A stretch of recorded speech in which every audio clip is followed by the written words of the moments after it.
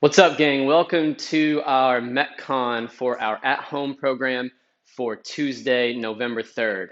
Longer workout today. Intended stimulus is building that aerobic base. So your whole goal is steady but consistent movement throughout.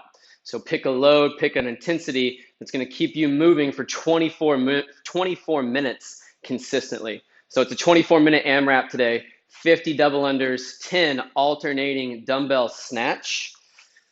Go ahead and demo some of these while we're going through. Into 10 hang clean and jerk. Those are alternating as well. That's essentially going to be hang to shoulder to overhead. Then we've got 10 box jumps and finishing up with 10 dumbbell burpees, and we'll alternate arms on those burpees. Let's talk about mechanics and strategy here. On that jump rope today, if you don't have a jump rope, you can sub in jump double taps for double unders, or you can sub in line hops for singles. If you're going singles, give me 100 instead of 50. Let's talk about hand positioning again. Elbows close to the side, hands slightly forward of the hips. As I got fatigued on this workout today, I could feel my arms coming back, shoulders getting tight, which was actually making the breathing piece harder as well. So if we'll keep those elbows close, shoulders stay down, and then if we put those hands forward, we're less likely to trip up on that rope. It's also a good reminder to spin through the hand versus spinning through the arms. Moving from those, as far as breaking those up today, know your strengths. If you struggle through those double unders, split it into some smaller sets. If you're smooth on those, then go for as big a set as you can unbroken.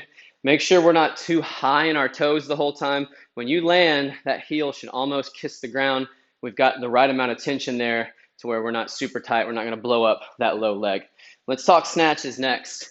From the ground, dumbbell right between the arches of the feet.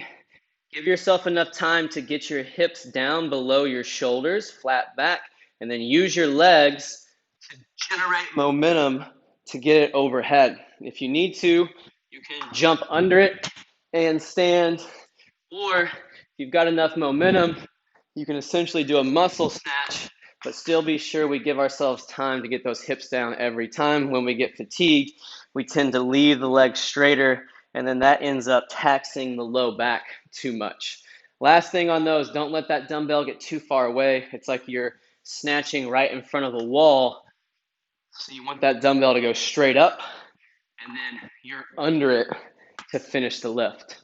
Right into dumbbell hang clean and jerk. So I tried to snatch my last rep and then go right down into my first rep of that hang clean. So it drops just below the hip.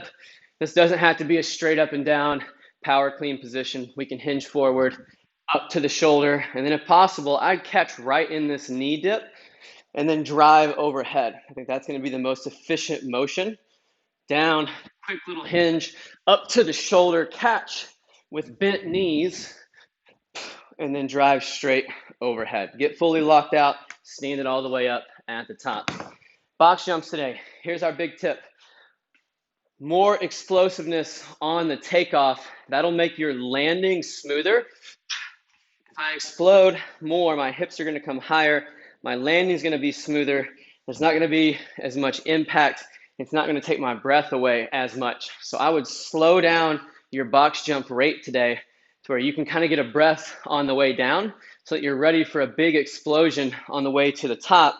And we're not wasting a lot of energy with that hard impact. And then also you're not at risk of catching your toe on the edge of the box. Moving on to dumbbell burpees. You're going to pop down with the bell in one hand, keep it as close to your ribs as you can. When you pop in, try to be dumbbell right between center of the feet, and then give yourself enough time to get hips down into a good deadlift before we stand. You can switch on the way down, flat back, stand, or you can set it down and then switch. For me, I started switching on the way down, and then I finished with setting it down and then switching. It just gave me a moment longer to rest on those reps. 24 minutes today.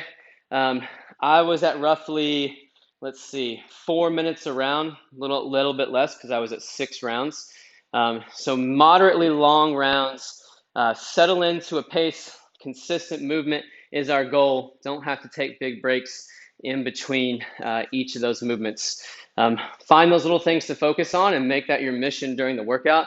And that way you're not worried about how much longer is 24 minutes. So I had something that I wanted to focus on for each lift today, and that would be my focus point. That was what I thought about versus trying to think about the clock. Good luck on this workout. Rounds and reps is your score. We'll see you guys back tomorrow for some strength and conditioning.